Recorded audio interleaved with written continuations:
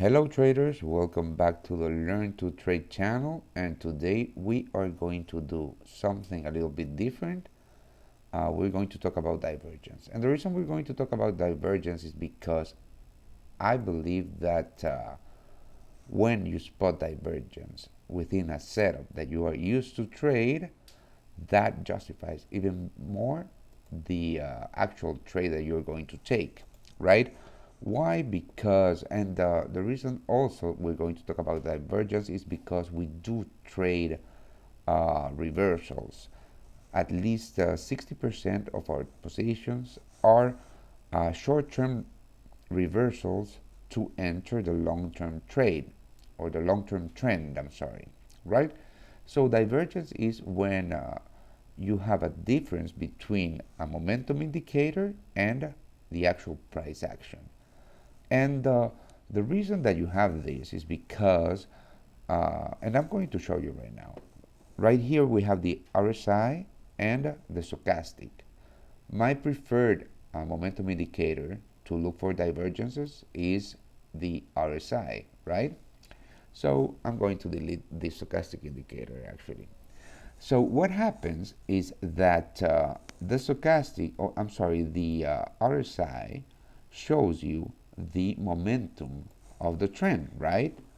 And when price is making, in this case, higher highs, but the indicator, in this case the RSI, is making lower highs, this could mean that the momentum of the uptrend in this case is slowing down, and we could be in fact looking at a possible short-term reversal, right? So a couple of things before we go a little bit further in what actual divergence means and how to find a divergence and how to trade divergence actually, right? Really, you do not only trade divergence by itself, because that would be a semi-automated and actually a not a high probability setup or a not high probability trade if you trade it by itself. But if you find divergence when price is testing a in this case a level of resistance, that could yield a higher probability trade, right? So let's have a look at this. Let's go back in price action, right? And let's have a look at this divergence, right? I'm going to show you right now. Let's imagine that we are looking at price at this level right here, and we are looking at the RSI on a 14 period, right? On the 2-hour chart.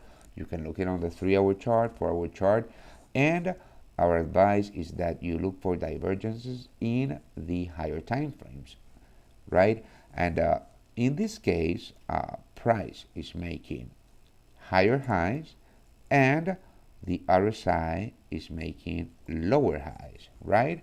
So this could mean that the immediate uptrend has run out of steam, and we could be in fact looking at a possible short-term reversal. So let me just delete every single line that I just draw on my chart, and let's look at the actual setup that this divergence yield, right?